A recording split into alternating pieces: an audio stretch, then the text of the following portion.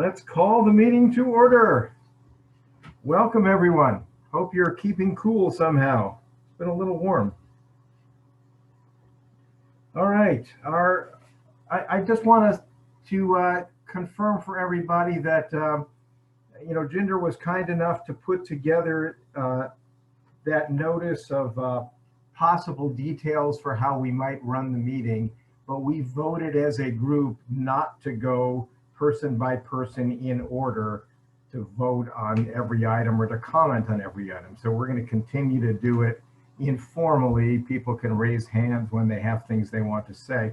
And just in case you're wondering, I actually checked with the city clerk after our last meeting to make sure that that more informal structure is okay, that the city isn't requiring that we follow something very formal. And she confirmed that that is okay. So, as long as that continues to work for us, that's what we'll continue to do. So Josh, can I just say something about that? And, I'm new, so I didn't want to say too much last time. I wanted to see how things go. I would like to request that we try following the protocol. If it's not this time, it's fine. It could be next time. When I was on Design Review Board, I found that to be a really nice way to ensure that when we were discussing issues, every board member has that opportunity to speak, even if they're just saying, I agree with other comments and I don't have anything to add. I thought it was important to actually hear from everyone. It's sort of subtle, but it's more like it's that sense of being invited to comment versus having to request to comment. So it's just a request. If the board as a whole wants to stay informal, I'm fine with that. But I just remember thinking that that actually was a nice way. I don't know any of you yet. This way I know I will always hear from each of you and I'll know who I'm hearing from as you talk and get a better perspective on how you think about things. So I just was thinking about that after I saw how the last meeting went. So I don't know how everyone else feels or what you think. And like I said, I will go with the majority, but I just wanted to ask the question. Okay, well, we've been pretty informal over the years here. And then within the last year or so, the city has tightened us up. None of us really like, but we certainly want to follow the rules. I guess my inclination for today is to try to continue to be a little less formal, Cheryl, if that's okay. But let's see how it goes, and I hope everyone will comment. I just think we were kind of resisting the idea that everybody comments in the exact same order every time. Well, what we used to do in Design Review Board is the chair changed it up. We didn't go in the same order all the time, but the chair always made sure to call on each person. And like I said, sometimes, if you're the fourth person to go, it was just a matter of, I agree with what everyone else said, especially about XYZ. I don't really have anything else to add. Thanks. But at least you knew that that person, that's what they thought, even if they weren't adding to the comments. So it can change up. They used to do it. We used to do it in Design Review Board, every time just the chair would sort of control that. So I think there are possibilities. It doesn't have to be quite as rigid as it looks like it's spelled out here. It's more just giving that invitation. But I'm cool with, sticking with the informal this time, see how it goes. It's just something to get used to. Okay, well, let's stick with the informal, but let's encourage everybody to comment. Whether you're called on or not, please do jump in when we get there, and let's see how that goes. Okay, so the first thing we need to do is call the roll. Jinder, can you help us with that, please? Yes, Trustee Cortez. I thought she was here. Oh, Jamie, are you muted? It says, wait, am I unmuted now? Now you're unmuted. Yes, we can hear you. Here. Trustee Duke Hughes. Here. Trustee Fromm. Here. Trustee Lentini. Here. Trustee Ross. Chair Libresco. Libresco here. Okay. And it looks like we might have an outside visitor, which is lovely. So welcome, whoever you are. I don't know if you've all had a chance to take a look at the agenda. Any amendments to the agenda that we should think about? Okay, hearing none, we'll move on. How about the minutes from last time? Everybody have a chance to take a look at that? I think that Gender needs to read the script about participating in the public meeting. Okay, go ahead. All right, good evening, everyone. Viewers are welcome to provide public comment online through Zoom or by telephone at 669-900-9128. And the meeting ID is 814-7053-6308#. If you are watching the meeting on Zoom and wish to provide public comment, please select the raise hand feature either on the bottom of your screen or through the participants icon. If you are participating by telephone and wish to provide public comments, please press *9 when the chair opens a public comment period. When it is your time to speak, you will hear a notification that you have been unmuted and you will have 3 minutes to provide your comments. Okay, there you go. So let's just go quickly to the minutes from last time. Did anybody have any issues or questions you want to raise about that? Hearing none, do I hear a motion to approve the minutes? I need an affirmative thing like a sound. Gender, do we have anyone on the call? Let's see, I don't see any attendees. I see Nadine Haid there. Is that right? That's our finance director. Oh, okay, no problem. So we don't have anybody, any other visitors. All right. No, there are no attendees currently. All right. Looks like I had a motion from our trustee Fromm to approve the minutes. Do I have a second? Second by hand or something? Second. Okay, we got a second. All in favor? Sorry. Do we have to go vote person by person, huh? Okay, Jinder, call the vote, please. Trustee Cortez, Aye. Trustee Duke Hughes, Aye. Trustee Fromm, Aye. Trustee Lentini, Aye. Trustee Ross, Chair Libresco. Aye. All right then. Let's see. So I think the next thing on our agenda is to hear something about San Rafael's city status, financial status. And Nadine Haid or Hade or however you want to pronounce that, I'll probably do it wrong. We appreciate you coming to share that with us. Great. Hi, everyone. Thank you. Nadine Atia Haid. So you pronounced it perfectly. Finance Director here for the City of San Rafael. Thank you so much for having me.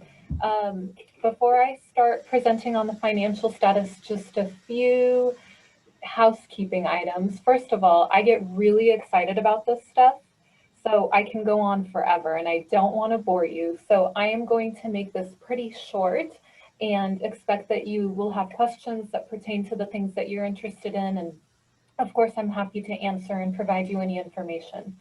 So that's kind of how I operate. And then two, unfortunately, I'm on child pickup today. So I have kind of a hard deadline at 5:15. I have to jam. So I apologize in advance, but I was told that you do not want me here the whole time anyways. So you've got other things that you're going to be doing and taking your time on. So thank you again for having me. And I'll get started. I'm going to go ahead and share my screen with you. I've got a very, very short PowerPoint just as a visual for those of us who are visual learners. And are you able to see the PowerPoint? Yes. Better question, is there anybody who cannot see the PowerPoint? Okay, I guess we all got it. Okay, great. So again, financial status for fiscal year 2020-2021. This is for the period of July 1st, 2020 through June 30th, 2021. And I'll be going over the budget with you. So as you probably know and are aware of, because it's my understanding that you've received an update on the library budget, we have had some real substantial difficulties this year related to the COVID-19 pandemic, which has caused us about $9 million in losses for just a 12-month period. Overall, our revenues, we're expecting to see an $11.8 million loss in revenues. Now, of course, this is a forecast. We've never been in a situation like this. This is the first time that the city, or anyone for that matter, has experienced a pandemic like this. So all of these numbers are projected and based on, what we know at this point in time to the best of our knowledge. So numbers may change, but what I can tell you is based off of the last quarter, we are certainly seeing reductions in revenues. For example, our transient occupancy tax for the last quarter of the last fiscal year fell by, so the annual budget is $3.2 million, and it decreased in just one quarter by $862,000. So we thought that we would be receiving $1 million+ for the last quarter because that's one of our busier times, and there were huge losses. Likewise with our, permitting, our planning fees, things like that, those have certainly slowed down. And sales tax revenues, we are also seeing declines in those. We expected them to be worse in the last fiscal quarter of the year, but they weren't as bad. And the reason for that is because we received payments, we received a catch-up payment for previous periods. So that almost doesn't even matter, it negates it. But unfortunately, based on that, what we're assuming for this fiscal year is some substantial losses. And so what you'll see here is our general fund is our main fund of operations. So we're expecting, $79.4 million of revenues and $81.6 million of expenses. So we've got a deficit of about $2.2 million. These remaining funds here, I just wanted to show our general plan. So these are all restricted funds. And so the point of these funds, or me showing them to you, is to say that these are funds that are restricted in purpose. So we cannot use money from these funds to— Sorry, Nadine, can I jump in for just a second? All I see is the front page of the presentation. Are you on to other specific numbers or no? I am. You don't— Yeah, that's same here. I don't see anything except just the front. Oh, okay. Well, let's take care of that. Sorry, that's weird. Do it again.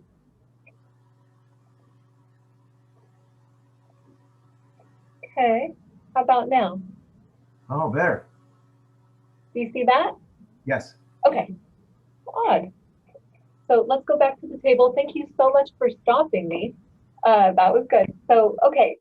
Again, $79.4 million in revenues, and then our uses, so our appropriations and expenditures, are $81.6.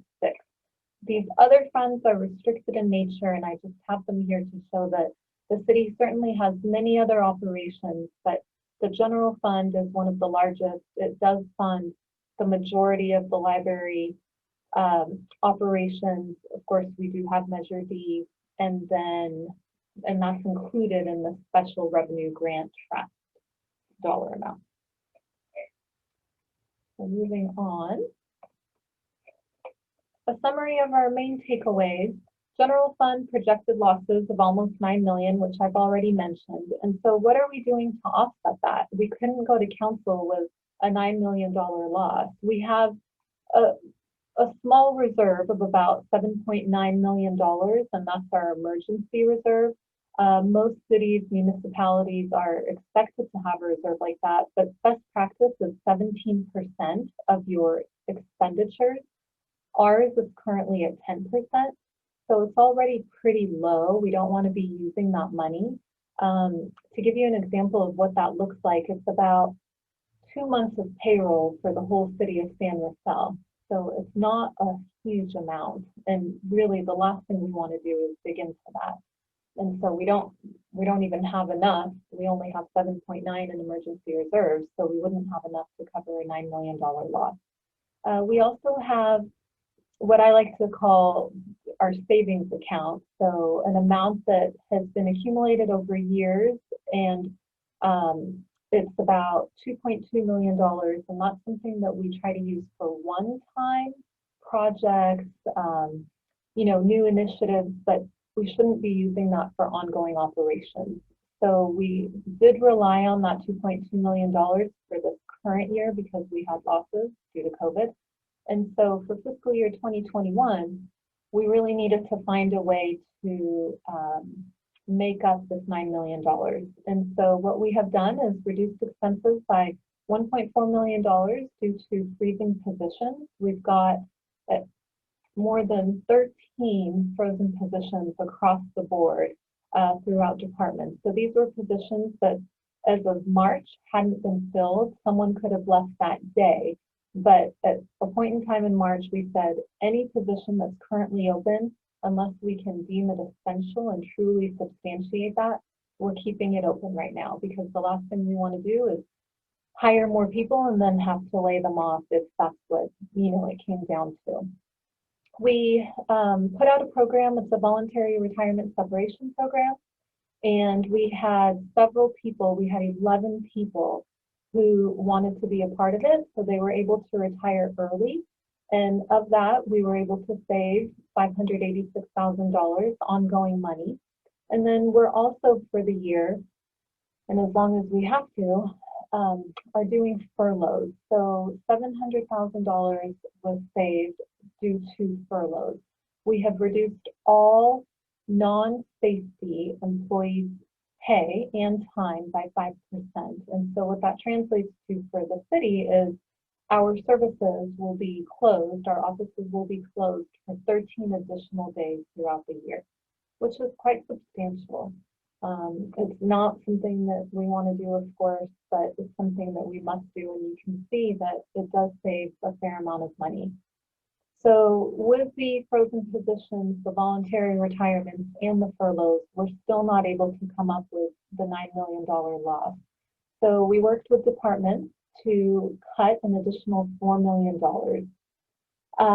Some of you may remember during the Great Recession, we had substantial cuts, and we have yet to recover from those cuts. And so we're already running pretty lean. We haven't been up to the staffing limit or staffing numbers that we had been at back then. And here we are now reducing staffing again, and all sorts of things around contractual services, big projects. So we need a new accounting system. We're not going to be doing that for a while, unfortunately. So even things that help us become more efficient and stronger and better to serve our community, we're taking a break on right now until we can get a handle on these losses. And so then with that, we've got a remaining $2.2 million that is needed to balance the budget. We're going to try to do our best to come up with that in any way that we can, but for budget purposes, we are going to rely on emergency reserves to balance the budget. So we would be using $2.2 million. All right. So the summary of all of this is that with the frozen positions and VRFP, the voluntary retirement, we have a head count of 405.73. That has been reduced to 382.73, which is substantial for all the services that we're trying to accomplish. Due to the furloughs and decrease in workforce, city services will be impacted. You'll see reduced over-the-counter hours, greater wait times, reduced recreation programs and or community center hours, and then reduced capital improvement projects. So whether that be street cleaning or the sidewalk repair program or paving the roads, resurfacing the roads, those are things that we'll have to take hopefully a temporary break. And then throughout the year, staff will be returning to council more often to highlight changes and give them updates on the budget. Again, as I mentioned at the very beginning, this is constantly changing. We're receiving numbers, monthly, and a lot of them are not within our control as far as revenue. So we're relying on the state to get us our numbers. And so once we have a better idea of what those look like, we are able to project the budget better. So as soon as COVID hit, the city realized that this was not something that was going to go away quickly, and that we needed to do something about it as soon as we could in order to stop the bleeding, quote unquote. So we came up with this CERP, is what we call it, but it's the COVID-19 Economic Recovery Plan. And the goal of the CERP is to communicate how the city plans to economically recover from both the public health perspective, but then also the subsequent financial crisis. One of the things we wanted to make sure to do was maintain our essential safety services. So when you call the fire department or when you call the police department, when you call 911, basically, we wanted to ensure that our wait times were not affected. The city prides itself on, getting to people's homes as quickly as they can for the level of emergency, and we wanted to do our best to not cut into that.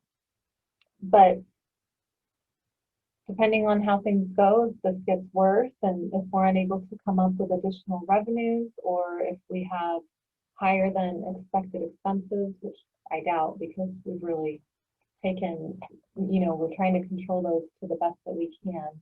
So it would be mainly reductions in revenues. We would have to take additional cost-cutting measures, and that might end up being in the safety section. But for now, that's one of the things that we're trying to do is maintain that piece. So we're working very closely with our businesses here in town. We're trying to find ways that they can continue to generate revenue and come up with, ideas of how to keep them going. So you probably see our Dining Under the Lights, which is every Thursday and Friday. Today I was driving through downtown, and we've got barriers that are extended out into the street, which allow for some tables to be there for restaurants. So we're really working with restaurants and, all sorts of businesses in our area to try to help them recover as quickly as they can. We work with the BID and Chamber of Commerce and other agencies to also support these businesses. We, as I had mentioned before, had some large reductions in expenses, and that's being demonstrated through the budget. So we can't go over our appropriations, and we have certainly taken some really large reductions there. We are continuing to pursue all federal and state stimulus funding. So when you hear about the CARES Act or FEMA, we have certainly applied for the CARES Act, and we will be getting some reimbursement there. It's not substantial when you think about all the time that has gone into maintaining our EOC, our emergency operations, and then certainly it's not covering any of our revenue losses. And then FEMA covers some expenses, but they're pretty strict about the expenses that they cover. So it's like any equipment that you need for COVID purposes, so whether it's masks or, our firefighter and police officer safety gear, they would cover that. But I work in the EOC at least 60% of my time now. It's now become a 15-hour day instead of an 11-hour day, but they don't cover for that because as a salaried employee, the way that they see it is there's no incremental increase to the expenses. So they wouldn't cover that sort of thing. We are also continuing, and we do this all the time, but we're collaborating with the County of Marin and all other cities and towns to evaluate opportunities for savings. So whether it be shared services or consolidations or partnerships or getting rid of a JPA because we could do it differently. The JPA is a joint power agreement. We are continuing to pursue that, and there's actually groups that are set up that meet to go over these things. And then the last thing is, as I have mentioned with our revenues, we're really looking to bump our revenues in any way that we can. So we increased our paramedic tax back in March, and we're looking at a cost study of our fees, but all of those things are pretty small dollars. It's a few $100,000 here and there. So when you're talking about a $9 million deficit, they help, and we're grateful for that, but we've got to be looking at other things. And so one of the things that we have done is we'll be going out and putting on the ballot a measure to increase sales tax by 0.25% for a 9-year period to get us through the recessionary times and go from there. So I'm going to stop here, but open it up to everyone and allow you the opportunity to ask any questions.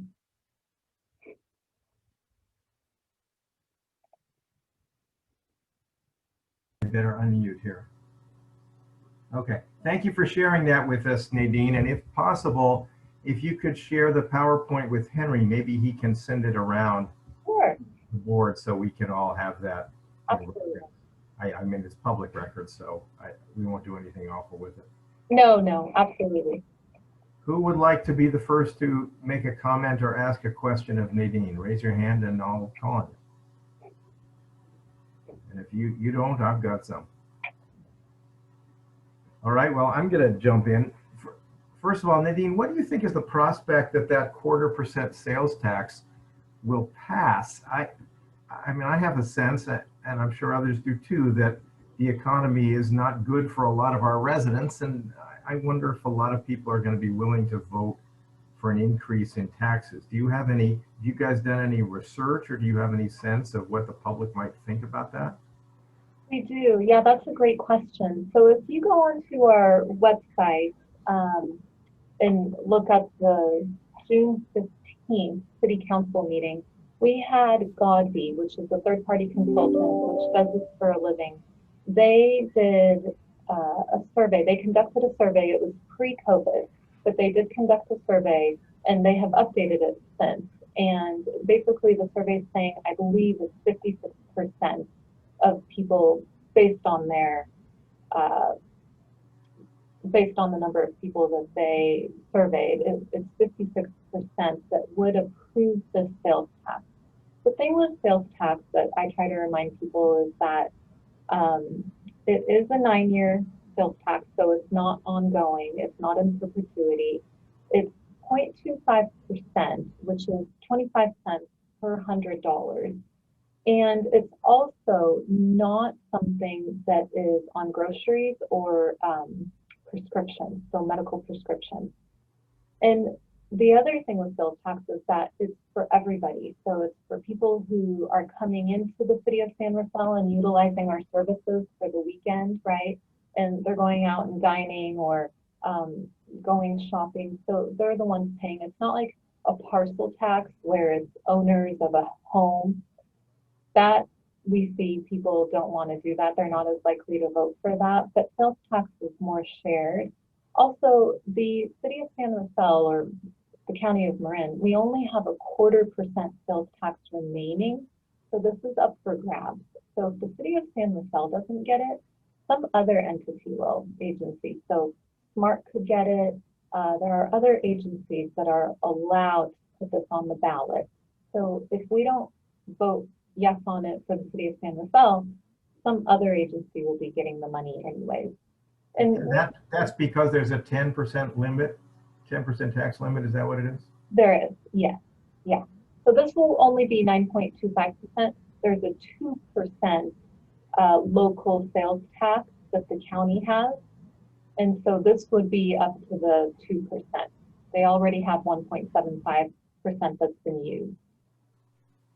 So then the total would be 11 point something, or the No, our current sales tax is 9%, so it would increase to 9.25. 9.25. Okay. And by what percentage does that sales tax have to pass? It has to be 51%. Oh, 51, because some of the other things we've had in the past have been 67. Yes, you're absolutely right. 2/3 majority is for things like the parcel tax or a restricted tax. The sales tax is very general in nature, and so it is, the majority is 51%. Okay, then I had one other question, and then I'll stop talking and let my fellow board members jump in. for an average San Rafael employee, about how much of a percentage reduction will the furloughs cause in their overall compensation? I'm asking because, I'm sure the city manager does pretty well, and so do the department heads. But for a lot of the day-to-day employees, I kind of feel bad if a lot of them aren't making lots of extra money, and a furlough is hard on everybody. You're absolutely right. It is quite honestly one of the hardest things that I've had to do, because I've been a part of many reductions, but when it comes to your employees, it's personal, and especially when it's not people who are making hundreds of thousands of dollars. Our employees are paid, the average employee salary is about $72,000. Yes, there are pension expenses, so I'm not including those, and those pension expenses are large, but that's not going to the employee salary. So if we look at what that is, it's, on average, non-safety, because safety isn't getting furloughed, I would say it's about $4,200. That's I'm not including the outliers, I'm not including directors or anything like that.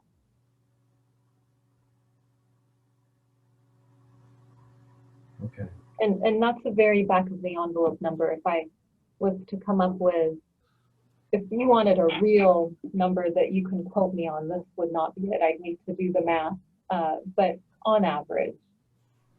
And the directors and such are not included there because they have a different calculation? No, we are included. I just didn't want to include them because I didn't want it to be an outlier. There's only 12 directors, and so I didn't want that to increase the dollar amount here.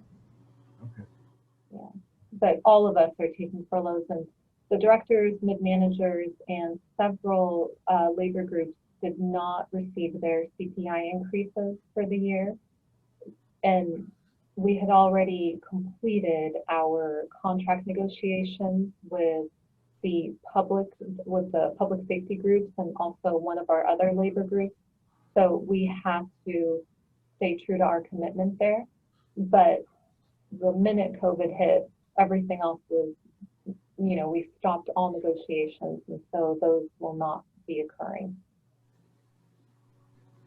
Yeah, I tend to think that people who've had a $4,200 reduction would not vote for a sales tax increase.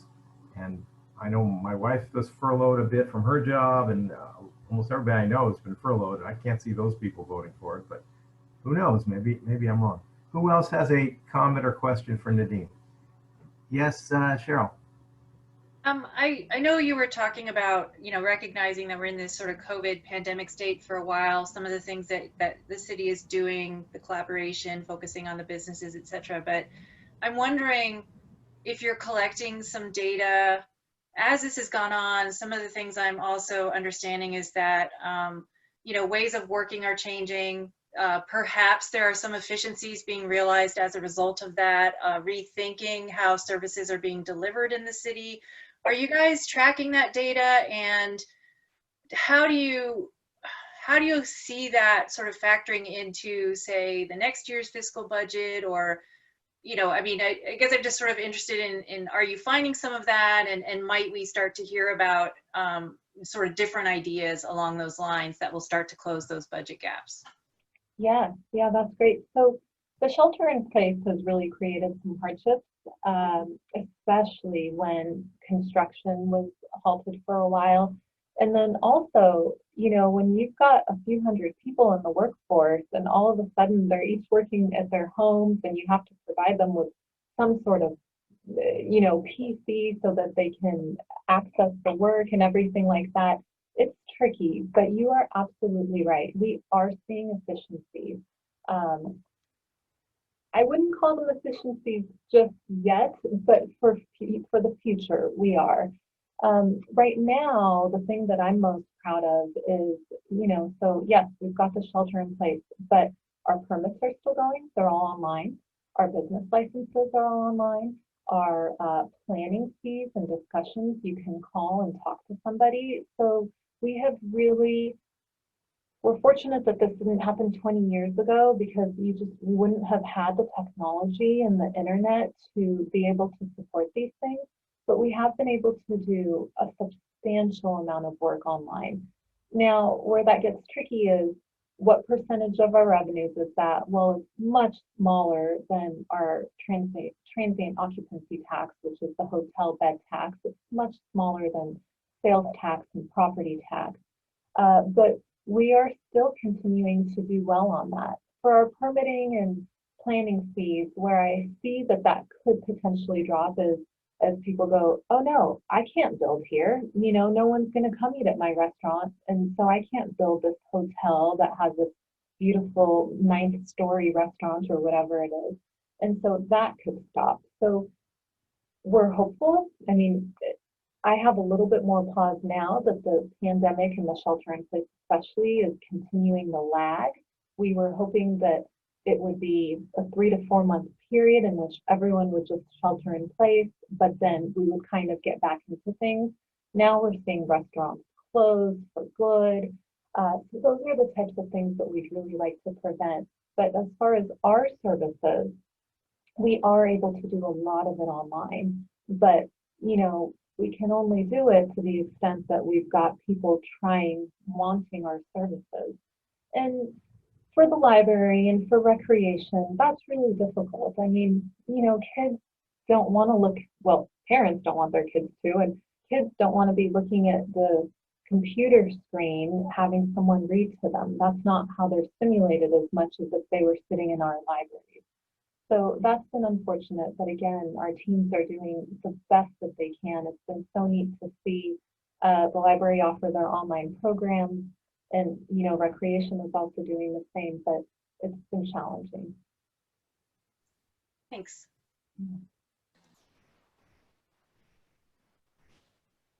So I don't have a question particularly for Nadine.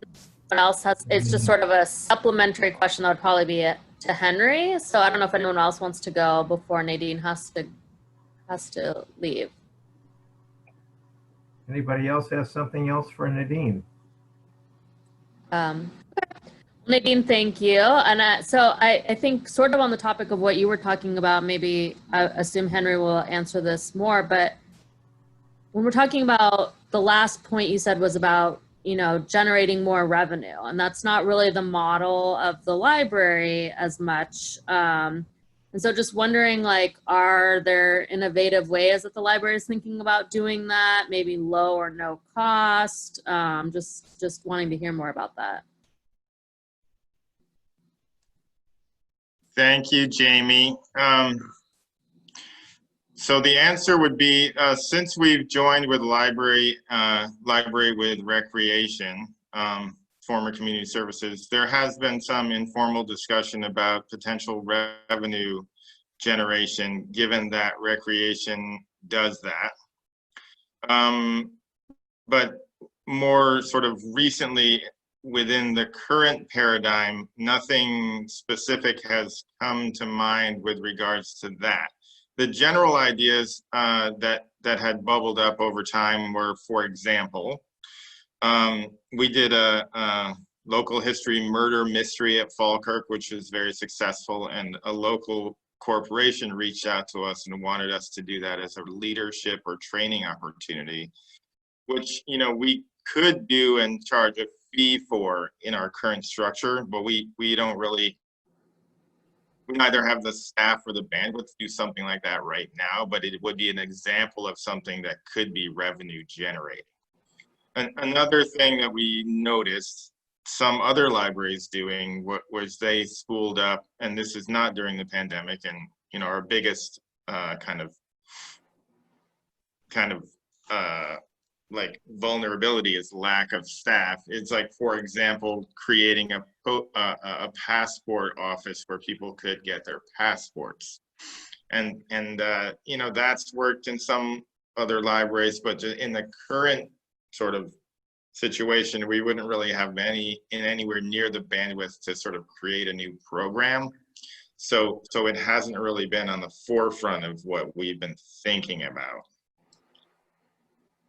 Yeah, no, and I know, I mean, when I think we were, you were merging, we had talked sort of about, that the difference between the fees versus not fees, and that's not what you did. But I was just thinking, I know I go back to this, but I think the 3D, not that this is, I think as Nadine said, we're not making lots of money here, but I don't know if it matters, and maybe it's a teen thing, or an intern thing if you're still doing that, but so many, and again, low or no cost. You can either pay for it or you don't, if you can't afford it. But I think so many kids are interested in the 3D printing model, and that it's one of those things you can't do at home unless you have your own. And it's like, just even paying per model, something like that might be interesting. Again, I know it's not making a lot of money, and is it even worth staff capacity and time? But anyway, I just, not saying to throw it out there, but I just, I'm sure you're all thinking about, the balance of that. So cool.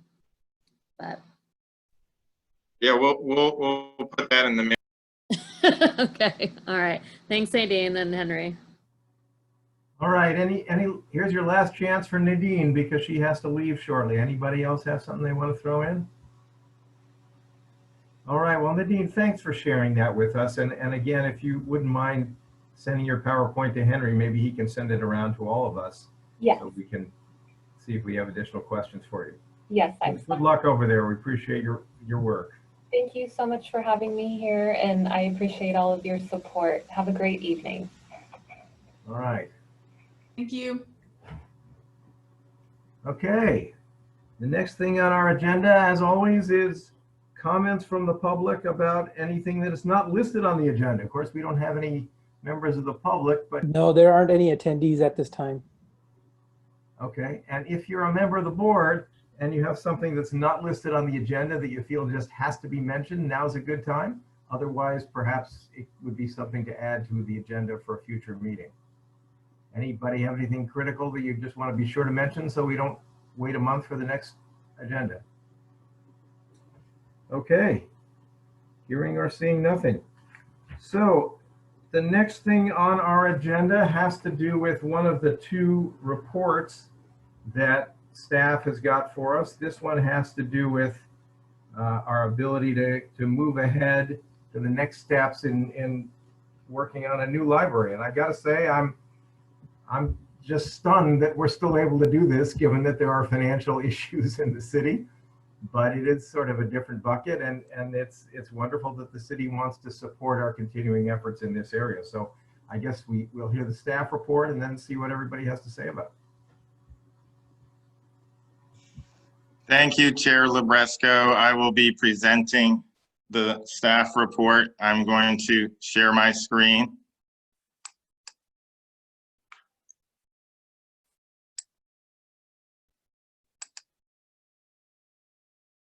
So the staff report is, can everyone hear me? Yes, okay, good. It's the review of appointments for the Library and Community Center Working Group.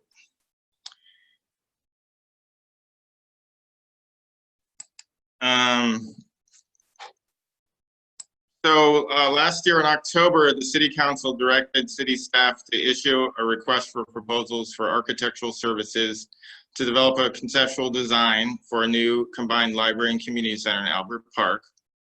The goal there was to provide a conceptual design for a combined community center that the council could look at and compare to previous studies that had already been done, including the studies for the Carnegie Library remodel. All those studies, I believe, the board knows can be accessed on the city website at the web address below here, cityofcenterfall.org/new-library-facilities-study/. And as part of the process for the conceptual design, both in terms of reviewing submissions and working with the selected vendor, we're trying to form, or we are forming, a library and community center working group, and they'll assist with that selection process and the relationship with the architect. The recommendation here is that the Board of Trustees will appoint or reappoint 2 members to that library and community center working group. A little background, we've been looking for a new library for a while.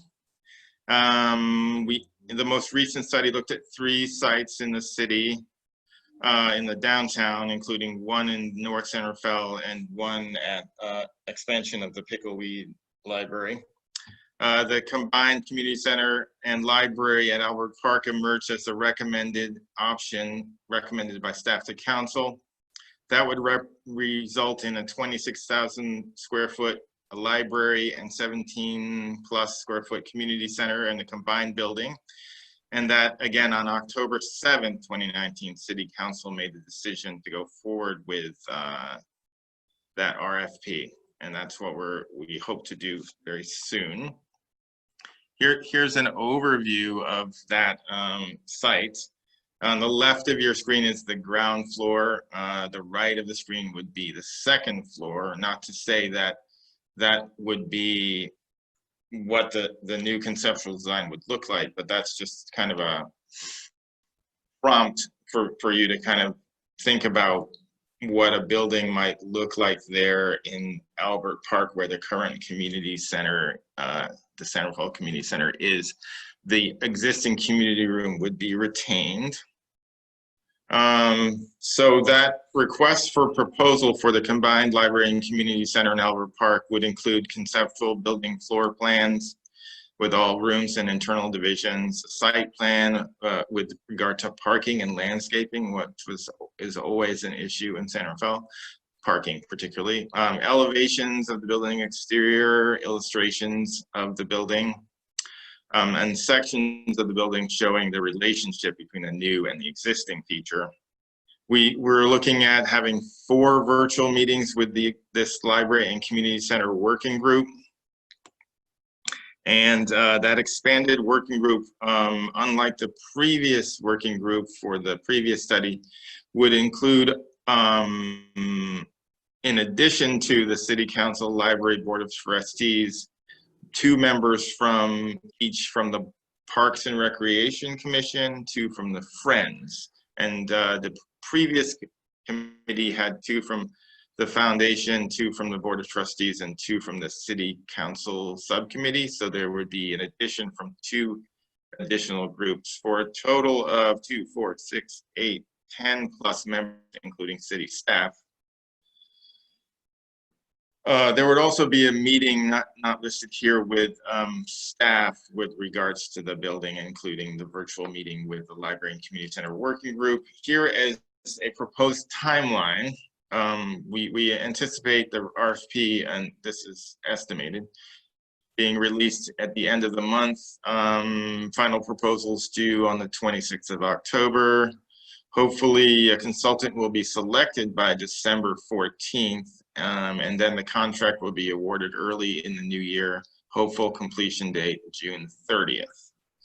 This timeline is provided as kind of a ruler, a yardstick for members who might be interested in participating, to see kind of what the commitment might look like. And that concludes my presentation for today. Unless someone wants to see one of these slides, I will stop sharing my screen soon. Yeah, I think you can stop sharing for now and let's go back to the match game here, whatever. I'm sure people have a lot of questions. Yes, Jamie, you got your hand up. Go ahead. So Henry, I just want to clarify again, because the last place we left, and I know a lot has happened since then, so it might be my memory too, but the last place we left at that city council meeting was to this option, but it was also that there was still a conversation about looking at, I see Josh nodding his head, so it's still a conversation about looking at the current space and revamping that and looking at the history of that and reviewing that. And so where does that land? Yes, I believe Councilmember McCullough proposed dusting off the existing plans that had been commissioned for the Carnegie Library and comparing those to what we came up with in the Albert Park Community Library and Community Center conceptual design. And that's the reason why we posted all those plans online, so that the board could review those and so we would know what we were looking at. So the decision by council, my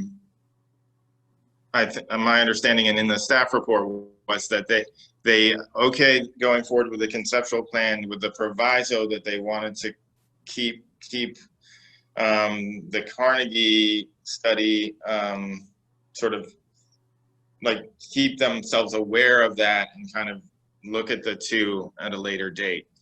And Susan can weigh in more on that if I haven't got it exactly correct, but I'm pretty sure that it is the size of it. That's not where we were. Yeah, this particular action item here is for the board to decide what members would be part of the committee. But I think I would say refer to the minutes of the meeting from October 7th. And, you know, I was at the meeting. I'm pretty sure that's exactly what Councilmember McCullough said, but the minutes would reflect. Henry, I can chime in as well, because I've attended all the committee meetings and I attended the council meeting, and in my capacity also as being on the foundation board. So I think you've characterized it pretty correctly. Having attended all of those meetings, Councilmember McCullough did, as the staff report was presented and discussion occurred, did request that in addition to getting an architect to do this conceptual design of the Albert Park site, because it did emerge later in the process and because it had not yet really had the opportunity to be looked at in as much depth as the Carnegie building, he did ask that those studies do be resurrected, posted as you've said you've done. Also, the most recent studies that were done by the architect who did all of the site studies, you also had commissioned an analysis of the condition of that existing Carnegie building, so that you also had the most up-to-date information as to the state of the building, what needed to be done simply to deal with all the deferred maintenance, address any code-related issues. So Councilmember McCullough asked that all of that data be pulled together so that it is available to them at such time when you finish this conceptual design study, so that they now have two complete packages to look at that are better comparing apples to apples. The only, I would say the only analysis done by the most recent architect of the sites in question that might have been sort of put to the back burner was that third site that was over, you know, by the tennis courts and the Falkirk and, over in that area. That was the only one that was really, I would say, having attended the meeting, was sort of put aside as the least, it solved the problem sort of the worst way. It was, you know, sort of the less desirable of all the sites studied. So my understanding of where we are today is that you've now got this RFP together. You want to start that process. At the end of that process, there will be a conceptual design package that has as much data as any of the studies that have been done on the Carnegie building in the past. And that will then give the council, and it may still not be enough, they may still have questions, but it should give the council what they need to now compare both of these options, and then hopefully, you know, move forward with some decision or further direction. So, and Susan, I mean, if I characterize it, that's what I understand, having been at all of those discussions. So that's correct. So the direction was to develop a conceptual design for the combined library and community center at Albert Park, because we don't have that. Right. Never had that. Once again, we have tons of studies on the Carnegie, as well as the renovation of the existing Carnegie and what that would take. So what the council directed was go out and get some more information about this new option, because we don't have any. Bring it back to us along with the former studies so we can do a comparison. And then based on that, they will give further direction to staff. And it might be additional studies that need to be done before they make a decision, right, or some other process. But basically they want us to get this component because we haven't flushed out additional information. That's it. And I know, Susan, at the council meeting, I believe there was some discussion about, should you be also studying, like, well, what if the Albert Park location gets chosen? What are you going to do with the Carnegie? And I don't think the council gave specific direction to do that step yet, because again, no decision had been made to actually go with the Albert Park site. So that could be an example, like for the rest of the board members, that could be an example of additional information that the county requests after this study is done of Albert Park. Because if it does look enticing, the county may then want to know, yeah, but we are not going to choose this unless we know exactly what's going to happen to the Carnegie site. So that step was not taken at the council meeting, is my understanding. You were not given direction to do anything like that because we're not there yet, correct? Yes, I would only add that the study of the existing building and what it would take to bring it up to code and make it basically make us able to continue using it does kind of fit some of what you just sort of outlined, and as part of understanding what the cost and what the potential would be for using it for something non-library. Yes. Yeah, absolutely. Of course. Yeah, because you have a lot to do to get the building to even serve your needs today, to serve anyone's needs, to just be a functioning building, to deal with the deferred maintenance and with the code related issues. So that's your baseline. And it sounds like the study you did this year gives you that baseline. It doesn't address the modifications necessary to make it serve the needs of whoever wants to use it going forward. That's the piece that's missing, but that's what you got in some of the previous studies, where you can actually do some extrapolation and understand based on some of those previous designs or those analysis of the Carnegie building for library use, you do have some sense of what you were trying to change to sort of add to that cost you already know now. Yeah, I'd like to jump in if I might. I also served on that committee with Cheryl, and I was at all the meetings. I also was at the October 7th City Council meeting. I was at the foundation meeting in November where this was discussed in a very heated way. And I've been in touch with the Friends people and several city council members, some since this memo came out just in the last couple of days.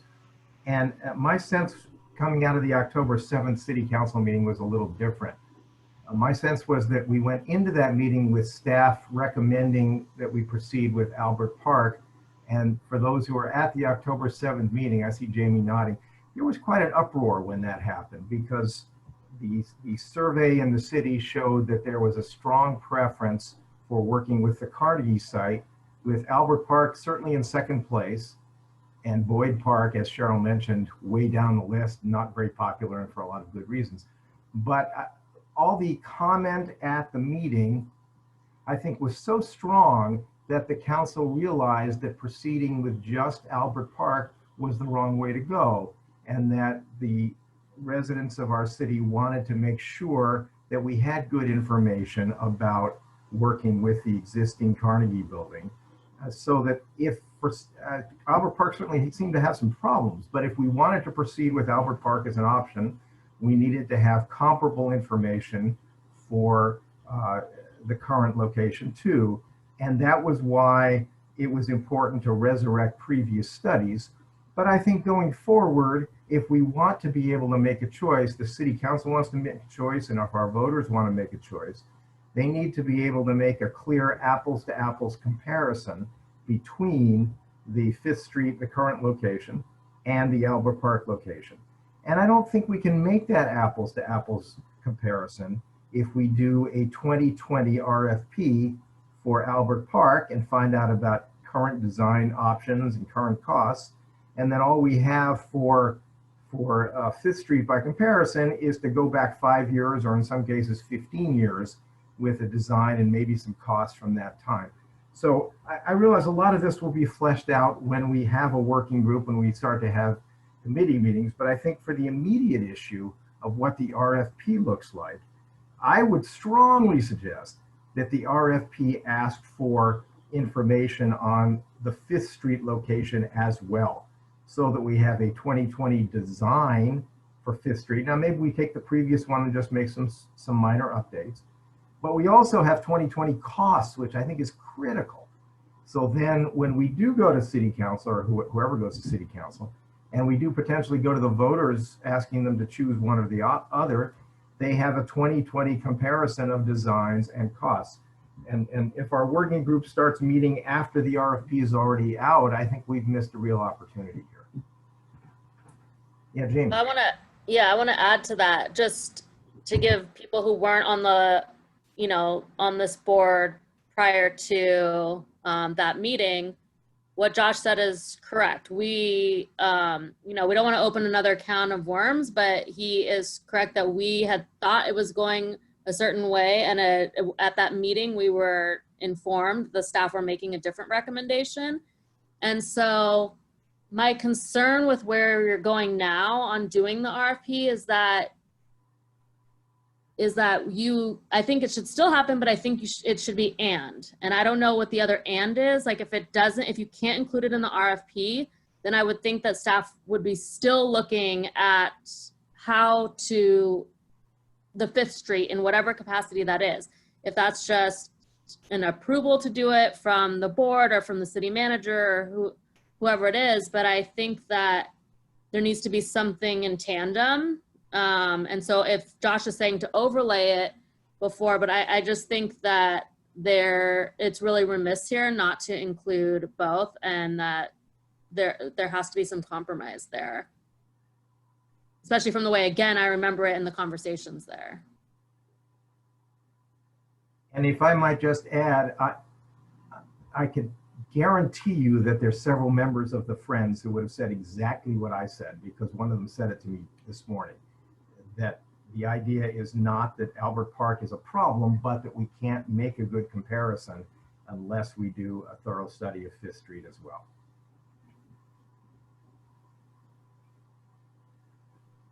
So can we amend what the recommendation is to add conversations, not just about Albert Park, but to amend it with, I have to get on my computer to upload the agenda. I'm just looking at Zoom right now. So I might be able to help a little. You guys can provide feedback as to the direction you want in regards to the RFP, but the staff report is not asking information in regards to the RFP. It's asking for a recommendation on appointments to the working group. Yeah, and I understand that, Susan, and thank you for pointing that out. But I think the working group probably isn't going to meet before you get your RFP out, or at least you get it pretty far along the way. So what steps do need to be followed to amend the RFP to cover both sites?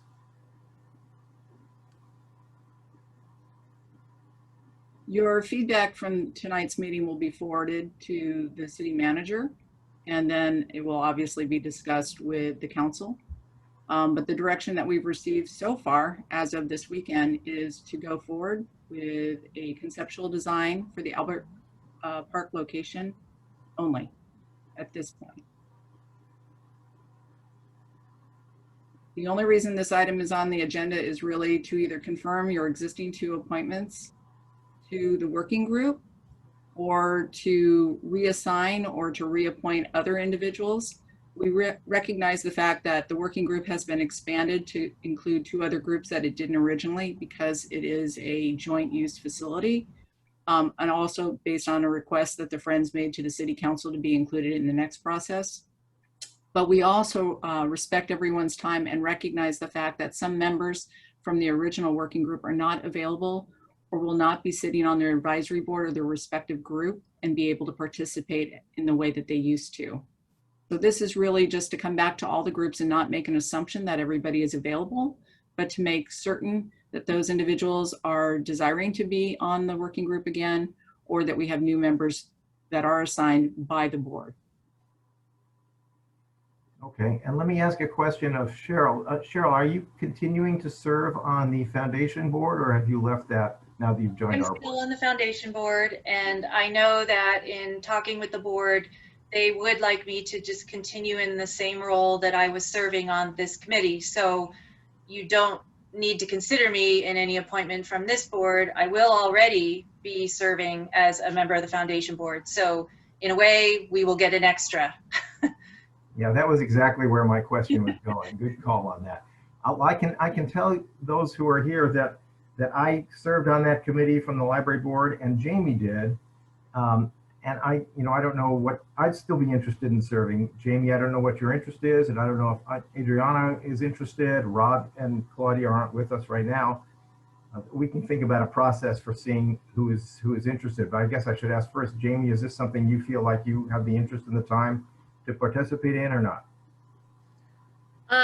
Well, time is always there, but no, I think for continuity, it makes sense to keep this because there's so much background and years of this ongoing. So if Adriana and Claudia and Rob feel comfortable in us representing, then I would stay as is. But if someone is really, adamant and really wants to take it on, I'm happy to step aside.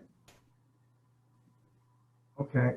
Well, let me suggest this. I don't want to just railroad something through here and not let others have a chance.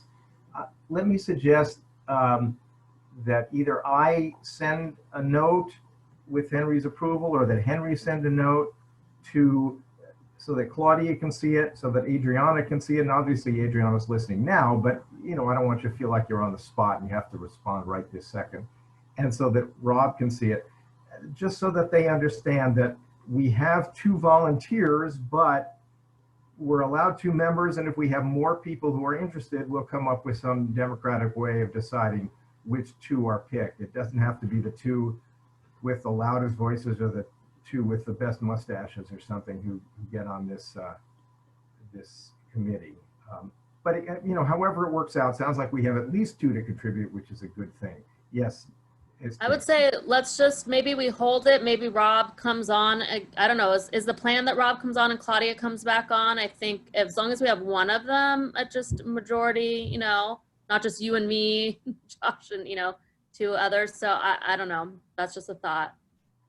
I don't think we're going to see Claudia again, but Rob may join the conversation sometime soon. But just to go back to the previous idea there for Susan, I feel like this issue of what's in the RFP is a really important issue, and I would be happy to discuss it in detail with the city manager. I know I don't always get my way, but I just want to make sure that these ideas from Jamie and from me get a chance to be presented.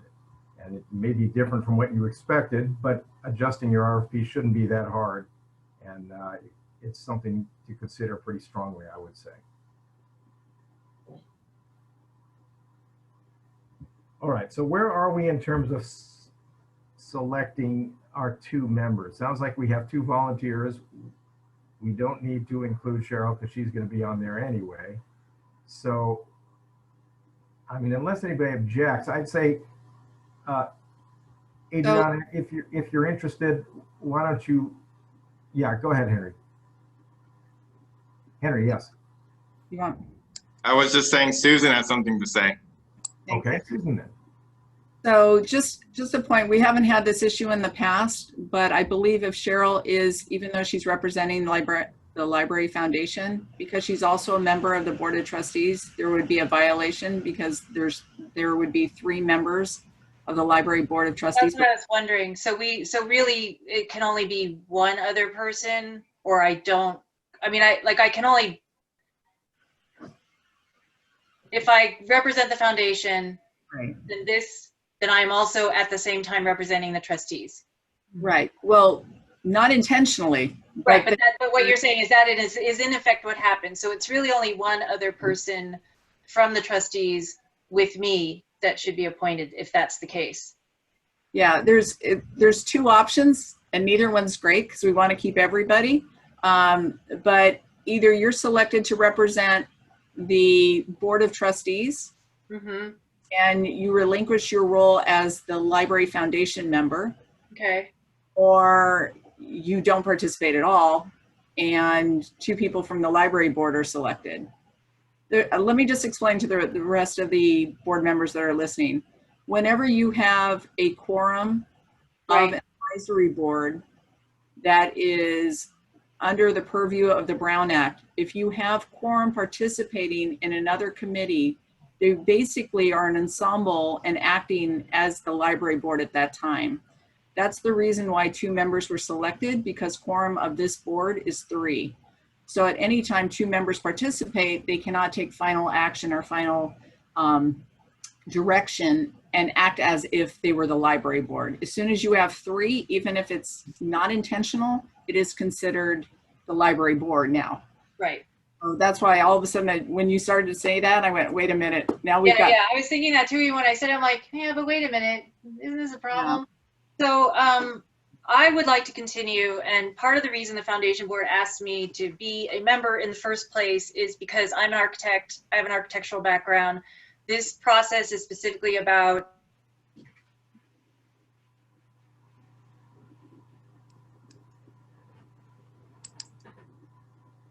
Just lost your sound. You're muted. You're muted. Sherry, you have to unmute. Okay, I didn't mute myself. I got muted. Okay, so I was saying that I would like to continue in the role. Part of the reason the foundation board asked me to join in the first place and then asked me to be on these committees is because I'm an architect, so I have the background for understanding a process to design and construct, you know, a new building, a new library. So I would like to continue. I had started that role. I have been in all those meetings already. So unless you don't want me to continue, that's gonna be a problem, but I would like to continue. So it sounds like, Susan, then that means that I would then be part of that committee representing the Board of Trustees, and only one other trustee member could join. That's. And one point is the Library Foundation Board is like many more people, I think, than 7. So a quorum for them would be possibly not 3. But Right. I'm thinking they might be more amenable to having 1 or 2 members.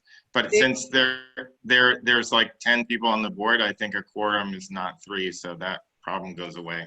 Right. That's correct. So Cheryl can either, like I said, there's 2 options and they both have challenges with them.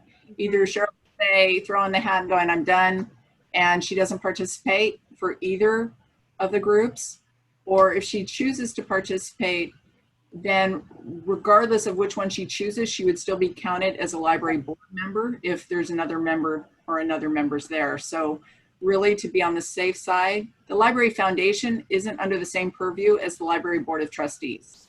It's a nonprofit organization. This is a government entity, so it's quite different. Yes. So the Board of Trustees really can only have 2 people.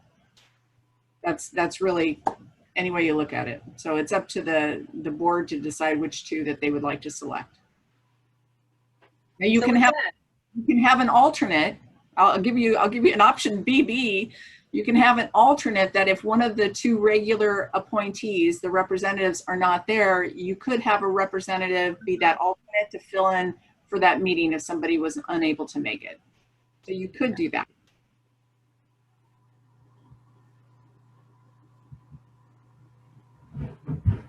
I wonder if we should get the city clerk to make sure that she agrees with this reasoning.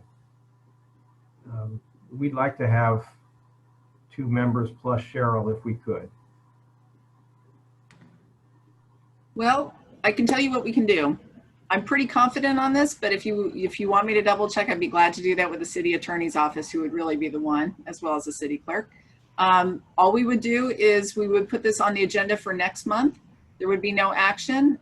It could delay the RFP because part of the process with this is to make sure that the representatives have been selected, because what we're hoping is that they will actually get to review the proposals once they start coming in, and we're hoping to send it out at the end of September, and then hopefully the process will begin of reviewing the proposals and interviewing. But that's fine. We'd rather do it right, and we want to make sure everybody feels comfortable, but I just want everybody to know that.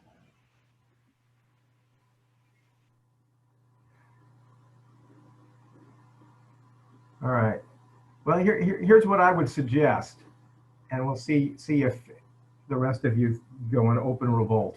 I would suggest that Cheryl, with her architectural background, is a critical component of that committee. We should be sure to include her. And it's a provisional appointment, why don't we make me the second one and Jamie is the backup? But in the meantime, we'd love to clarify if there's a way we can have effectively 3 members rather than 2. It might require some minor adjustment to structures or whatever. Perhaps people of goodwill could figure out a way to make that happen. So let me make sure I've captured that correctly. What I think I'm hearing is, and this isn't in a form of a motion, but what I hear the recommendation is that both you and Cheryl, both Chair Labresco and Trustee Lentini would be the 2 representatives, and Trustee Cordes would be the alternate. That's plan A. If we find out that we cannot have 3 board members serve in any capacity at the same time on this. If we can, then what I think I would hear is that the 2 former representatives, which are the chair and the vice chair, would still be the representatives. And if we're allowed to serve for the Library Foundation Board, as long as it's allowed. That's what I'm hearing. Those are the 2. Correct. Okay. That sounds right to me, with one other proviso that I really hate to exclude Adriana if she's strongly interested in this, or Rob or Claudia. And so I'd like a way to give those 3 a chance to communicate in the next 48 hours or whatever, and see if, I think what we should be saying is we've got volunteers to continue in the roles they had before, but if you have a strong interest in this, we want to have a democratic way of selecting our representatives. So let us know quickly if you have an interest, and then we'll figure something out. I just don't want to railroad this through in a way that's not very democratic. Yeah, if I can say just on my behalf, as I was listening to everything you were saying, it became very clear that the background and the context and the previous multiple conversations and documents and considerations are really relevant for a representative. And, you know, it's clear that, you know, a couple of you have that background. I think a new person would have to get up to speed. If someone said we need a volunteer, I would be happy to raise my hand. But in this case, I think, you know, Trustee Labresco and Trustee Cortez are clearly much more knowledgeable and could really get up to speed with the conversations a lot quicker. So maybe we could have an option to, with this information, hopefully the other 2 trustees could have an informed, you know, decision to make. Because if we're just said, hey, who wants to raise their hand? I'm sure we all want to raise our hands. It's like a really interesting project, and we all might have an opinion. But given everything that was said here, I think my vote would go in that direction. I just wouldn't want them not to have that information as they are asked for their opinion. Can anyone hear me? Yes. Yes. Yes. Sorry, I don't know what, I've been chatting with Jinder or something. I've been off and on 3 or 4 times. So I have missed a majority of where we're landing here. So sorry, but like Zoom technology, I literally can't get on video either. So I'm here, but I can't do anything. So sorry, I'm sort of lost on where we're heading right now. Okay, let me summarize, if I might. I think we know that our board is allowed to contribute at least 2 members.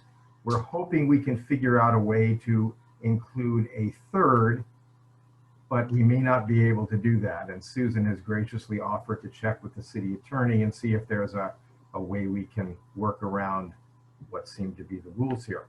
So if we're only allowed to contribute 2 members, it looks like it would be Cheryl and me with you as the alternate, Jamie. If we are allowed to contribute a 3rd, you would be the 3rd. And the one provisional aspect to this is Adriana has said that while she's interested, she would yield to the 2 of us. And we still need to just confirm with Claudia and Rob what we think we're doing, but also mention to them that if they have a strong interest, we want to consider their membership on this committee as well and come up with a democratic way to make a decision. Is that a fair summary? Did I get that close? Wait. So now I'm confused. So now I am not doing this? You would be the backup unless, there seems to be some rule that you might have missed discussion about this that might limit us to have not, because Cheryl is also on the foundation board, she couldn't be counted as a foundation board member. She'd have to be counted as a board of trustees member too. And therefore she would be one of our two members. Us violating the Brown Act. So you've got it, Josh. So I guess I'm a little confused where I missed a spot here. So why would Cheryl be the representative chosen? Now I missed that part. Well, she doesn't have to be, but she was on that committee through the foundation. She's made all the meetings and she's a practicing architect. And so she brings some knowledge that's pretty valuable. So, I mean, we can have more discussion on it, but I think she'd be a pretty helpful member going forward. And the foundation has already indicated to me that the board wants me to continue on the committee going forward. So I'm sort of already had agreed to be doing that before joining this board. So simply by that fact, even if I served as the foundation representative, because I am on this board, it counts either way. I mean, it's just how it works. So then when there's two others on this board, also on the committee, it violates the Brown Act. Can I just clarify one thing about that? Cheryl was actually elected by the city council to be on our board as our alternate member. Does that change anything? No, it doesn't. Right now, because you do not have a full board, although she's an alternate, she's a voting member. And regardless if she is a voting member or not, just the three participating is still a quorum. Yep. I mean, I don't want to argue my spot here. I guess where my concern lies is that there was a lot of historical background of where our board particularly felt on certain things, and we were on this track of having those discussions. And I'm not saying, of course, obviously an architecture background, but majority of us are not that. And, you know, that's what the RFP is for, to those experts. I mean, I've read many different RFPs, but I guess for me, the weight would be more on the historical and continuity of the board and that background. And so, and I think as well, I mean, I don't know what the demographic mix is of others on the board thinking they're, well, but you know, and so I just want to throw that in there. So how are we pertaining? So how are we moving forward? Because I think that I'm still not quite sure I'm feeling. So I think the motion proposed, if I can summarize, is that Chair Labresco and board member Lentini be proposed as the representatives from the Library Board of Trustees, with board member Cortez as an alternate. And I think that for me, the only way forward that guarantees that Cheryl would be able to be on this group, and that was her sort of sum total reason for being involved in this public process overall. So I do remember during the last go round that there's times when not everyone can attend, and maybe it would work out to have Jamie be alternate, and then so we wouldn't violate the Brown Act, but we would kind of all maybe get a chance to participate.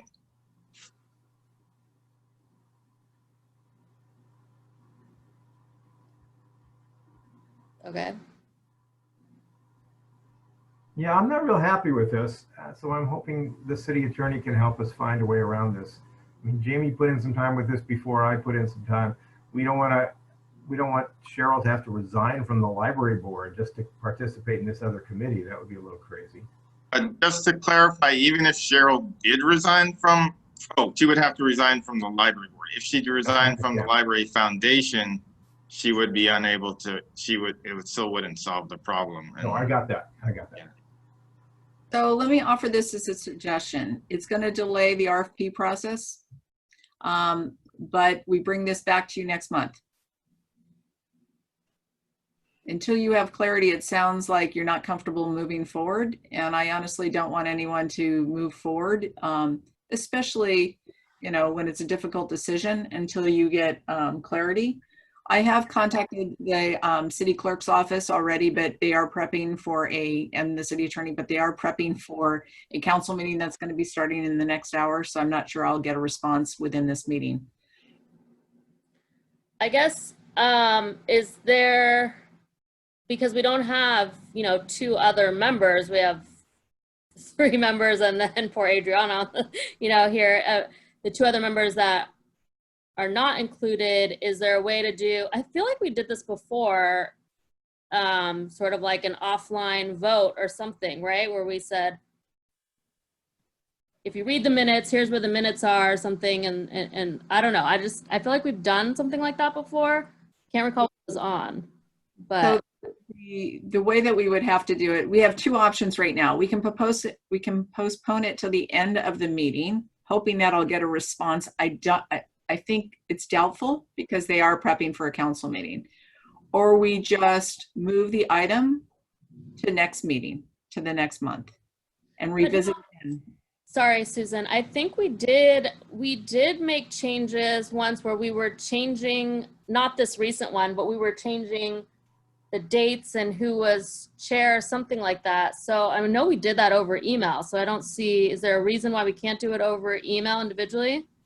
Yeah, it's a violation. Anytime the board or a council takes action, it has to be in a public setting so the public can weigh in.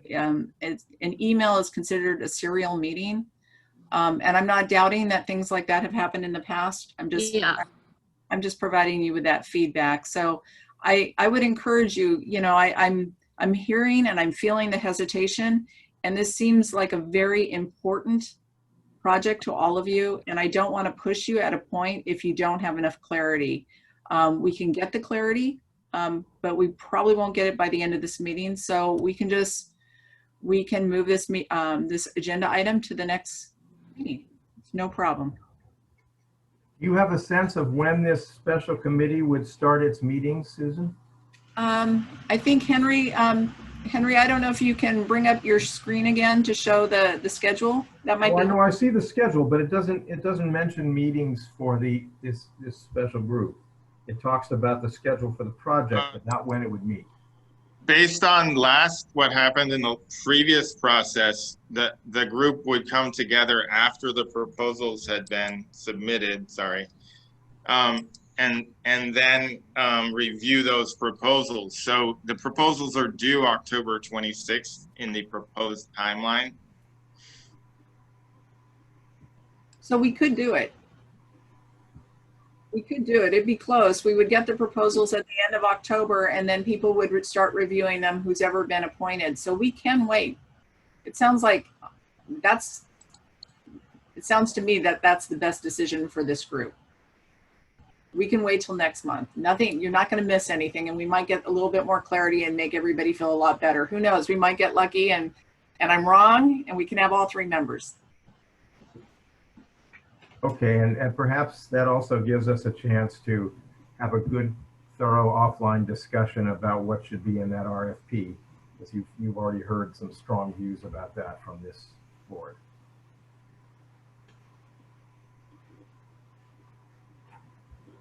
Okay, I guess we're not going to vote on that this month then. But perhaps we can find a way to let Claudia and Rob know what we're talking about so that they can come to the meeting next month with a clear idea of what they would like to do. Staff can reach out to them individually. Absolutely. Okay, that'll be helpful. All right, let us move on to the next item on the agenda. which I think we have time for. We don't have a lot of time left here, but it has to do with a review of universal borrowing for library e-resources. A presentation from staff right now. Thank you, Chair Labresco. I will be presenting the item. I'm going to share my screen now.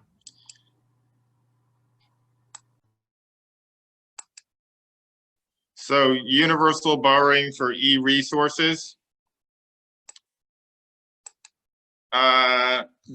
The best practice in California public libraries is to allow any person who lives in the state to have the ability to get a library card and use the resources of any library. This is known as universal borrowing.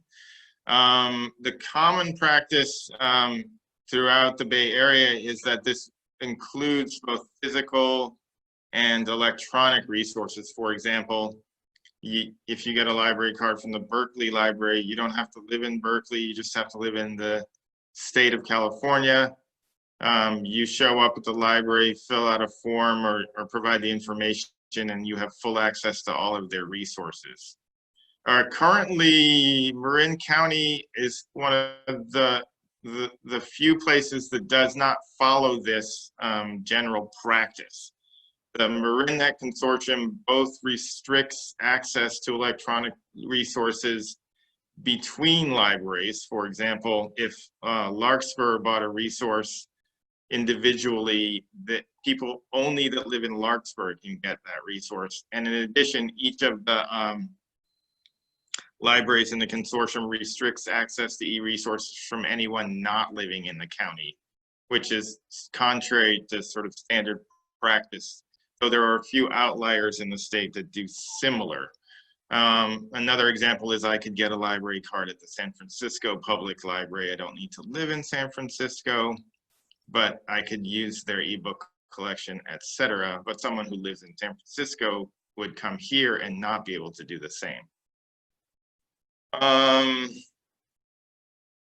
Yeah, I kind of covered all this, sorry. And the reason this is coming up now, I think in the current climate examining equity and privilege, it's anomalous that our local consortium, specifically in Marin County, sort of directly contradicts the general practice and doesn't allow this sort of openness of sharing. It's both internal and external. There is some discussion that the vendors are making us do that, and I believe that's a fallacy. The impact on the customer is a lot of consternation because we basically serve all the customers that live in the county. So people from Fairfax come to San Rafael, people from San Rafael go to Civic Center, and virtually when they're trying to access a resource from any of our libraries, they run into a lot of digital barriers that are hard to explain, except that you live in Larkspur, so you can't have this. You don't live in San Rafael, you can't have this. You live in San Anselmo, but San Rafael isn't paying for this, so only San Anselmo people can get it. Somewhat confusing. And so I've discussed this at the MarinNet board, but I just thought that our board would like a little kind of explanation of why I think this is, or why this is, you know, an important issue and something to look at when our county, our local consortium, it is kind of seen as kind of overly restrictive and erecting digital barriers to access that don't exist in the rest of the Bay Area or in the state in general. So I'm going to stop sharing my screen and open it up to comments and questions from the board. Henry, can I just clarify one thing quickly before we take questions? Are you saying then that electronic resources would be treated the same way as books, that they'd be exchanged freely among the different libraries, whereas now there are restrictions on doing that? If I believe I understand the way that you're posing the question, electronic resources can't be shared in the same way that books are. in terms of going between libraries, because most electronic resources are a one copy, one user, and come directly from the internet. But in the sense that that we would share access to electronic resources the same way that we're open with access to physical materials, I would say yes. Okay. Cheryl, you had your hand up. Yeah, I had a question. So what is your ability to influence MarinNet's board in doing this? Like, I mean, where are they with changing anything about their policies? Yeah, I think that there's a phenomenon of when you're sort of inside like a kind of practice that's somewhat out of step with a sort of larger world, and think about other things that have changed in America recently with regards to many things related to equity and access and kind of the way we conceive of ourselves in relation to other people, that it takes a while to kind of explain why this doesn't make sense in the larger picture. I think locally it makes sense because it means that Mill Valley or Belvedere, Tiburon, who have 3 or 4 times the funding per capita that we have, can offer a boutique extra service to their people that only their people get, and not kind of, and conversely, it doesn't really come to play for us to all collaborate on offering the same resources to create a sort of level playing field and openness of sharing throughout the county and for people that don't live in our county. It had become a big deal with people from Sonoma when they didn't have an ebook collection. That sort of raising awareness to say, even though it makes sense to you locally and it doesn't seem like it's a problem, that really all around us on our contiguous,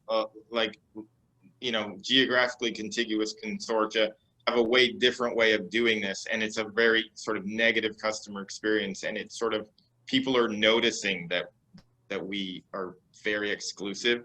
So it would be kind of like not allowing people in the library could see those good books that we have, but since you don't live in San Rafael, we're not going to let you check those out. And it's not visible because it's virtual, but it has the same impact. So yeah, I've taken it to the board of MarinNet once and started discussion, but I think it'll take a little while to kind of work out how this would actually come to pass. Best case scenario, if the entire consortium all had the same e-resources and basically agreed to provide the same levels of everything, and that would make it all work. But right now it's kind of like, and we're working towards doing that. For example, for Canopy or for other resources, if we all buy together, we have an economy of scale. But I think there is more emphasis placed on the exclusiveness of the wealthier communities in the county, being able to actively prevent people from the other parts of the county that are less exclusive or less wealthy to access their digital resources. And it sounds not so great when you actually throw it out there, but I think it works for the people that, for example, maybe Mill Valley has a specific thing like that they want to add for an add-on to just their people. It just doesn't really fit within the sort of way and practice of libraries in the Bay Area particularly. Do you think that, what's your best guess on how likely MarinNet is to change this policy any time in the next, say, year? Well, that's a good question. I think it directly is related to the issues of equity that have arisen since the George Floyd murder. The county in particular is very, very equity focused. I think that there is kind of like a misperception that this is about money, and any decision by MarinNet that directly affects funding for particular libraries must have a unanimous vote to pass as part of the JPA, speaking of JPAs. But I would say from a technical standpoint, that's not necessarily the case, and it could be changed next week by a vote of the majority of the board, which would be Santa Rafael and maybe one other large library system. But the board tends to want to do things by, you know, in sync with all the libraries, and you tend to want a unanimous kind of vote for something. But I think that there's a lot of sort of education and discussion, which may not be as much of a priority for other libraries as for maybe San Rafael, let's say. But I think as we examine, as Nadine said, the existing JPAs that we participate in, particularly this one, I think it works as part of the formula in looking at our continuing membership with such an entity. And you know, I'm optimistic, but you're right, it tends to be hard to change people's minds about what they see as normal practice that's actually not. You know, I think it's hard to argue against equity, but when I was kind of thinking of the analogy to books, that we share books throughout all the member organizations and way beyond that, actually, which is wonderful. And when there's a really popular book, you know, a new John Grisham novel or something, the system owns lots of books. So yeah, you're on a waiting list, but it's easier to work through it when there's 75 copies in there somewhere. So I'm not sure what the analogy is for electronic resources. It seems like there are far fewer copies of each resource, right? Of each individual title. It depends on the e-resource, but it's the same for our Overdrive collection with a few exceptions. It's different for Hoopla because there's unlimited simultaneous access to all copies in Hoopla, though that is restricted. Just another thing that popped up to mind, I queried the state librarian on his thoughts, and he seems generally supportive, and we have a conversation this week. So I'm planning to bring that to the MarinNet board. But it's pretty much, you know, dependent upon the way that the digital resources are kind of the use model, the service model. For the one book, one user model that Overdrive has supported, we generally have a practice of buying extra copies to supplement the demand. And some of those are licensed copies that only check out for 26 times and then go away, which would be good for the most popular things. Some of them are one book, one user model, but all the publishers tend to be moving toward licenses so that and that works well to meet a demand that is transitory. Because you don't need 10 digital copies of bestseller from 15 years ago that no one's ever going to read. So I say the example is that many of these other libraries in the Bay Area are doing just this, and it's totally working. So by us not doing that, you know, our patrons were able to get library cards at other libraries, and we should let their patrons get library cards here. So it's kind of like an imbalance. But yeah, I would say with digital resources, it sort of spans the model that they encompass, which is much more complex in some ways than just a physical item that you can get from the library, which requires you to actually go to that library.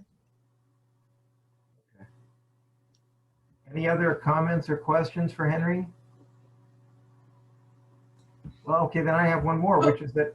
Oh, just a question in terms of, if I understand correctly, so the discussion is not whether to open up Marin resources to other counties, but resources within the Marin libraries to libraries within MarinNet. It's both. And outside. Yes. Mm-hmm. To the entire state, right? I mean, it's universal, but there's, you know, people in outside state or. Yes, and usually it's self-regulating in the sense that, like, I would have to go to San Diego to get a library card there. It expires after a certain amount of time. People don't there's not as much tendency to go way outside of your geographic to kind of get library cards from everywhere, but it's not something that's specifically denied. So, for example, the Peninsula Library System allows each library to provide its resources to anyone in the state, but you can't get 2 cards from the same system.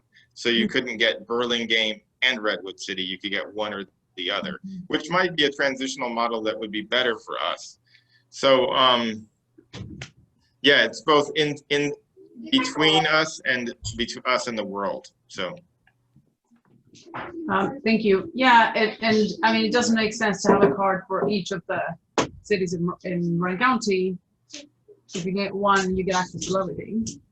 But then you can get a card from Sonoma and from San Francisco, right? Because they then share their internal. I believe so, yeah. I think the only library that I know of locally is San Leandro that doesn't allow universal borrowing for e-resources, but there could be others. Henry, can I ask a sort of a self-interested question? Self not meaning me, but for our library. I mean, I love the idea of equity, but I also feel like we're charged with representing the best interests of the San Rafael Library. So what is your sense of, if we're trading off 2 things, one is that our members get more resources than they have now, against our fees to buy resources are sending those resources out to others. Do you think there's a net benefit for San Rafael residents to opening this up? Yes. And short answer is because if we all work together as a consortium to provide the same resources, we provide more of the same and more kind of unity in buying. If we work at cross purposes to provide different resources and balkanize the system and only some people can get some, then there's some people get way less and some get way more. We're in the middle. I think we benefit on various levels. I don't have a specific analysis to back that up, and I wanted to see that. I see that Susan unmuted herself. She might want to say something. I was just going to ask if we have a hard stop at 6:30 because Yes, We do. yeah. So what action item are we looking for on this now? You want us to vote on whether to endorse your plan to go to Marinda? I think you're muted, Henry. Just to provide comment. No action item. So we can move on. Okay, any final comments on this then before we move on? Yeah, I would just say, you know, it might make sense for everyone to be clear as to what the benefits are for the whole community and what are current barriers. I think you mentioned a couple, and maybe bringing it to life in terms of, you know, this is what people see when they want to borrow and the access is denied. And because I wouldn't want each library to then say, well, what's in it for us and how much are we given versus getting and things like that. But instead thinking, how can we all contribute to everyone in the community benefiting and not feeling like there's barriers within the county and that we're not coordinated. And I think it could also be an opportunity for better coordination across the county, to your point, right? If there's the latest novel from a famous author, but there's also other less well-represented authors, as we discussed in the previous meeting, right, that could be also invested on, then we can find that balance better if we have more resources. Otherwise, every library is going to favor the established author and, you know, less attention. So it also could serve the equity purposes that we're seeking in terms of the collection and the representation of DEI in the collection. So I wonder if that could help advance the conversation in your next board meeting with the RENET. Yeah, I'll bring back a further report on this. That's a very good point. We already kind of do that with our ebook collection, but not with everything else.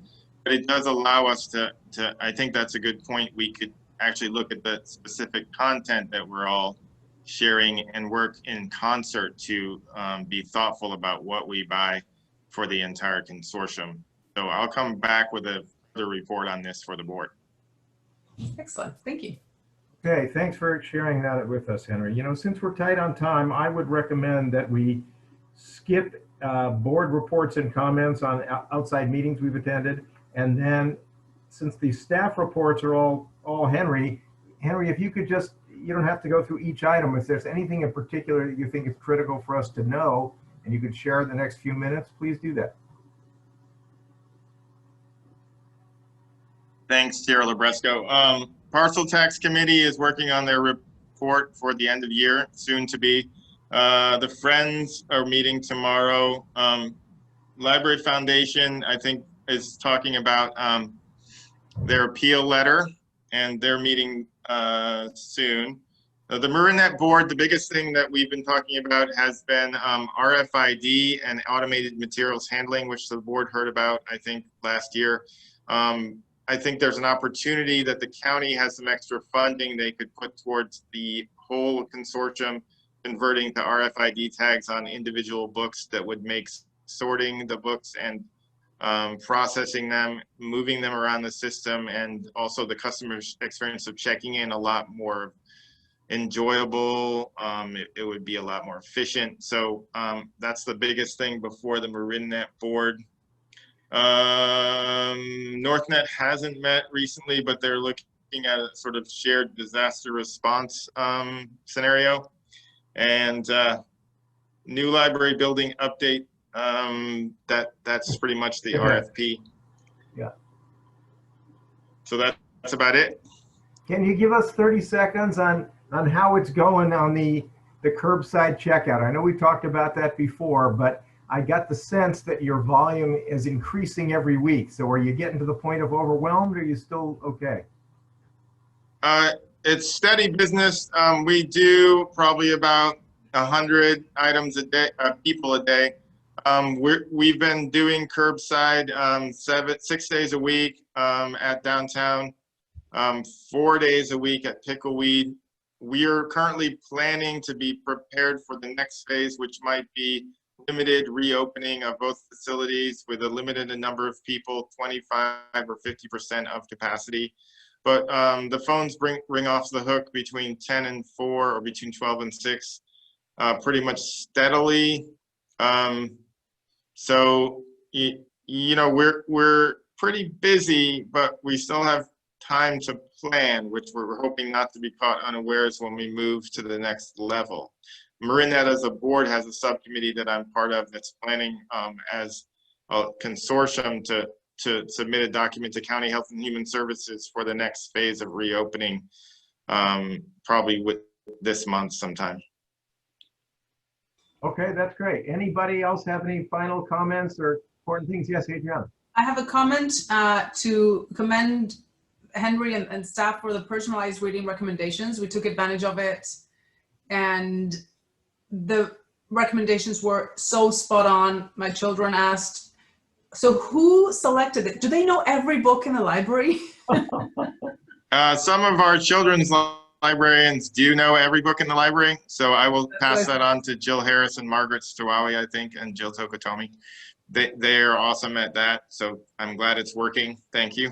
Absolutely, and all of my friends have had the same experience and really quick response. So that's just been a really great way in the absence of browsing for books, especially for children when they hit a dead end and that's it, they finish their series that they were reading. This has been an absolute blessing. So thank you so much. And hopefully that reflects in the numbers of curbside pickups too, but it has been absolutely wonderful.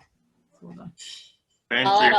I'll add on to that. We did the curbside again recently with Margaret, who we've known forever.